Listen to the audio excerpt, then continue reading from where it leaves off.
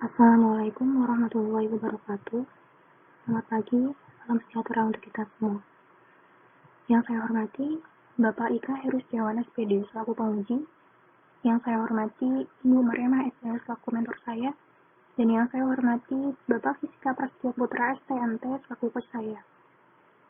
Terima kasih atas kesempatan yang diberikan kepada saya untuk menyampaikan rancangan aktualisasi saya yang berjudul Pemanfaatan Infografis dan Videografis tentang pengangkatan dan pemberhentian pejabat struktural Dinas Kependudukan dan Catatan Sipil Provinsi dan Kabupaten Kota pada Subdirektorat Wilayah 4, Direktorat Bina Aparatur Kependudukan dan Catatan Sipil.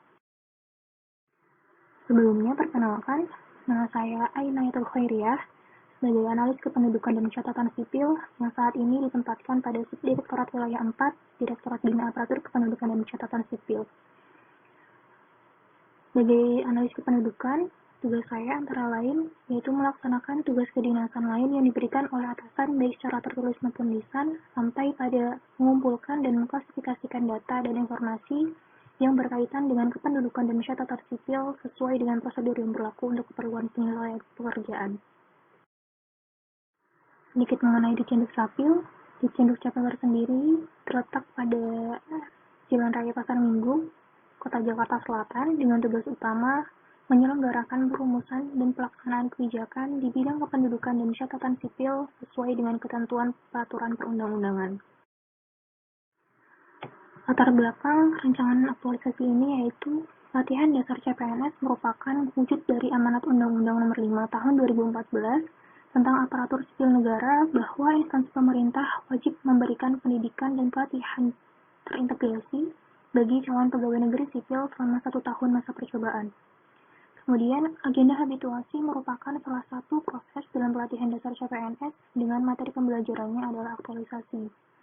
Dalam proses pembelajaran aktualisasi ini, peserta pelatihan dasar CPNS membuat dan melaksanakan kegiatan kreatif sebagai pemecahan isu-isu aktual yang terjadi di unit kerja dalam perspektif manajemen ASN dan smart ASN, serta mengimplementasikan nilai-nilai dasar ASN yaitu berakhlak.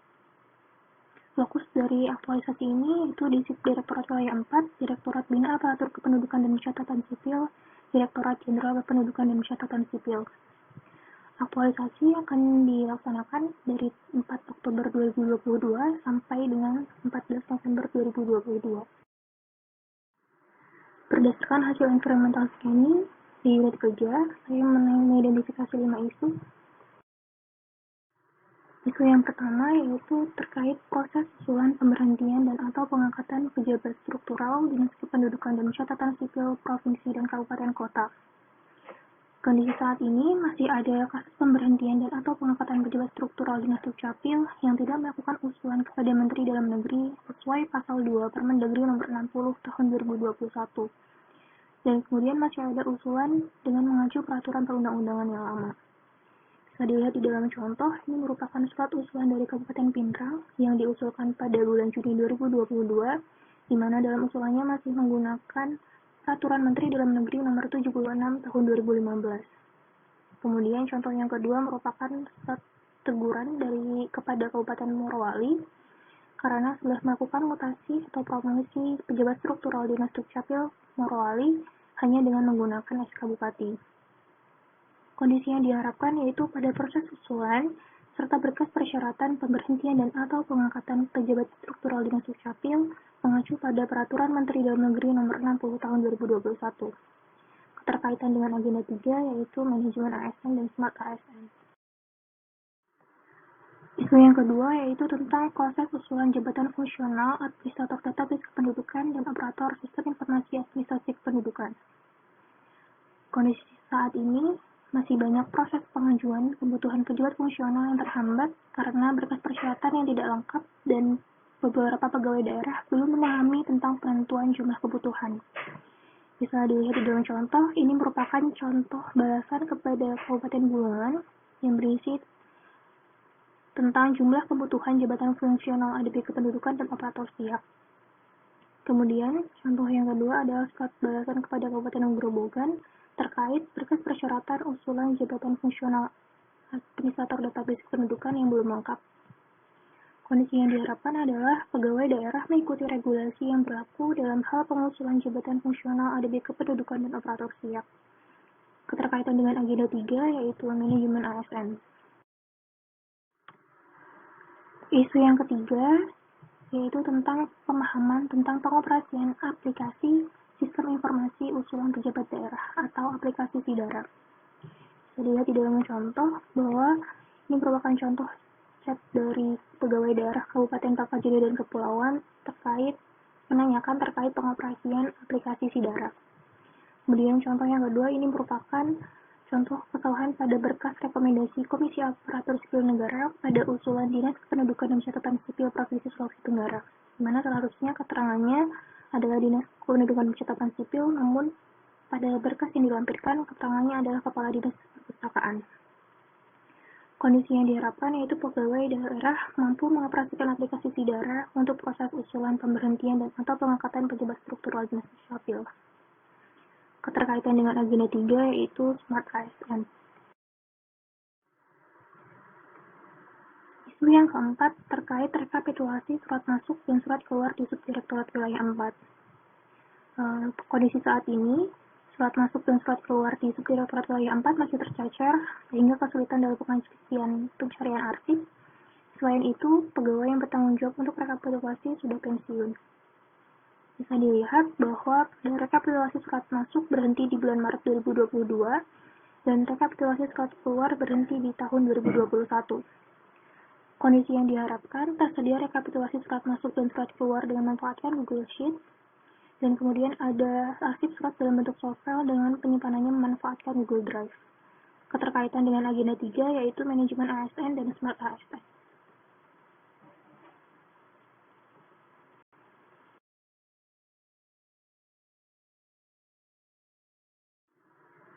Isu yang kelima yaitu terkait rekapitulasi surat keputusan atau SK Jabatan Tinggi Pratama Dinas Kependudukan dan Catatan Sipil yang sudah diproses.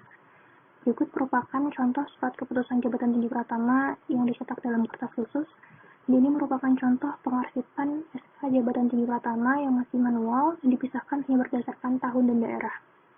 Kondisi yang diharapkan adalah tersedia rekapitulasi surat keputusan Jabatan Tinggi Pratama dengan memanfaatkan Google Sheet dan tersedia penyimpanan arsip berupa scan surat keputusan yang disimpan di Google Drive. Keterkaitan dengan agenda 3 yaitu manajemen ASN dan Smart ASN. Setelah menentukan identifikasi isu, kemudian saya melakukan tapisan isu dengan menggunakan tapisan USP, yaitu Urgency, Seriousness, dan Growth, di mana jumlah nilai yang terbesar adalah isu prioritas untuk diselesaikan.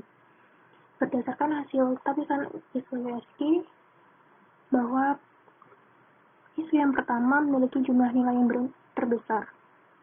Kategori urgensi bernilai 5, karena berkaitan dengan keberlangsungan pelayanan di daerah. Jika proses usulan tersebut tertunda, maka proses administrasi akan terganggu karena ada jabatan yang kosong atau berstatus pelaksana tugas terlalu lama.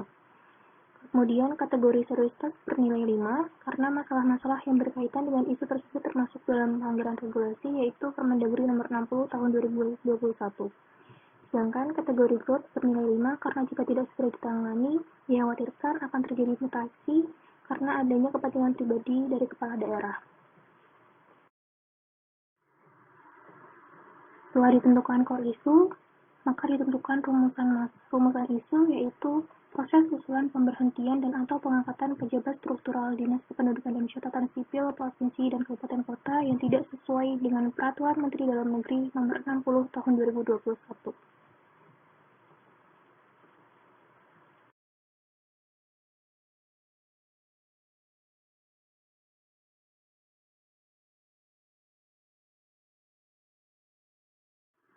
Kemudian, saya melakukan analisis fishbone untuk menentukan penyebab-penyebab dari core issue. Saya menggunakan kategori 6M, yaitu Man, Material, Measurement, Milieu, Method, dan Mesin. Berdasarkan hasil analisis fishbone, dapat diketahui bahwa penyebab yang sering muncul adalah karena kurangnya sosialisasi. Sehingga gagasan kreatif yang saya ungkapkan yaitu pemanfaatan infografis dan videografis tentang pengangkatan dan pemberhentian pejabat struktural Dinas Kependudukan dan Catatan Sipil Provinsi dan Kabupaten Kota pada Subdirektorat Wilayah 4, Direktorat Bina Aparatur Kependudukan dan Catatan Sipil. Untuk melaksanakan pembebasan kreatif tersebut akan dilakukan 5 kegiatan. Kegiatan yang pertama yaitu mengumpulkan bahan dan mempelajari Permendagri Nomor 60 Tahun 2021 tentang alur usulan dan berkas persyaratan untuk usulan pemberhentian dan atau pengangkatan pejabat struktural Dinas Dukcapil. Dengan 5 tahapan, yaitu tahapan pertama yaitu melakukan konsultasi dengan mentor terkait core isu dan rencana pembuatan infografis dan videografis. Tahapan yang kedua adalah mengumpulkan materi terkait Permendagri Nomor 60 Tahun 2021. Tahapan yang ketiga yaitu membaca dan mempelajari dokumen Permendagri Nomor 60 Tahun 2021. Kemudian tahapan selanjutnya adalah melakukan konsultasi dengan unit kerja penanggung jawab aplikasi Sidara terkait alur usulan di aplikasi. Dan tahapan yang kelima adalah membuat rangkuman Permendagri Nomor 60 Tahun 2021 khususnya tentang alur usulan dan berkas persyaratan. Kegiatan yang kedua yaitu membuat konsep infografis dan videografis untuk usulan pemberhentian dan atau pengangkatan pejabat struktural Dinas Dukcapil. Dengan tahapan yang pertama yaitu berkonsultasi dengan mentor serta rekan kerja untuk menyusun konsep infografis dan videografis. Kemudian tahapan yang kedua yaitu membuat rancangan konsep alur usulan dan berkas persyaratannya. Dan tahapan yang ketiga adalah membuat infografis dan videografis dengan aplikasi Canva dan Powtoon atau menggunakan aplikasi editor lainnya sesuai dengan rancangan yang sudah dibuat. Kegiatan yang ketiga yaitu mengevaluasi konsep infografis dan videografis yang sudah dibuat. Dengan tahapan yang pertama adalah berkonsultasi dengan mentor terkait draft infografis dan videografis. Kemudian tahapan yang kedua sosialisasi draft infografis dan videografis kepada rekan kerja di satu unit. Sekaligus meminta saran dan koreksi kepada rekan kerja terkait draft infografis dan videografis. Kegiatan yang keempat yaitu memperbaiki dan finalisasi konsep infografis dan videografis untuk usulan pemberhentian dan atau pengangkatan pejabat struktural Dinas Dukcapil. Dengan tahapan kegiatan yaitu yang pertama memperbaiki draft infografis dan videografis sesuai dengan saran dan mentor dari mentor dan rekan kerja. Dan tahapan yang kedua yaitu berkonsultasi dengan mentor untuk memastikan bahwa infografis dan videografis yang sudah diperbaiki benar dan sesuai dengan yang diharapkan. Dan tahapan yang selanjutnya adalah mengecek kembali infografis dan videografis untuk memastikan kebenaran dan kelengkapan informasi. Dan tahapan yang keempat adalah melakukan sosialisasi infografis dan videografis kepada pegawai daerah dengan meminta bantuan rekan kerja yaitu penanggung jawab wilayah. Kemudian kegiatan yang kelima yaitu menyelesaikan penyusunan laporan hasil aktualisasi yang berupa dokumen. Dengan tahapan menyusun laporan bab 4 terkait capaian pelaksanaan aktualisasi, kemudian menyusun laporan bab 5 terkait kesimpulan dan rekomendasi, kemudian menyusun lampiran laporan aktualisasi, kemudian finalisasi laporan aktualisasi, dan yang terakhir adalah menyampaikan hasil laporan aktualisasi kepada mentor dan coach, sekaligus meminta saran dan koreksi.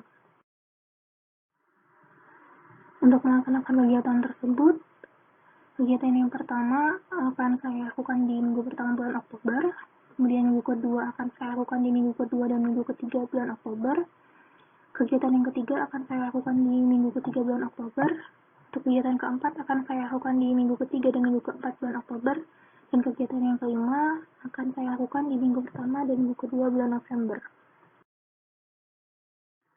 Terima kasih. Sekian dari saya. Mohon maaf apabila masih ada kekurangan dan kesalahan. Mohon saran yang membangun. Wassalamualaikum warahmatullahi wabarakatuh.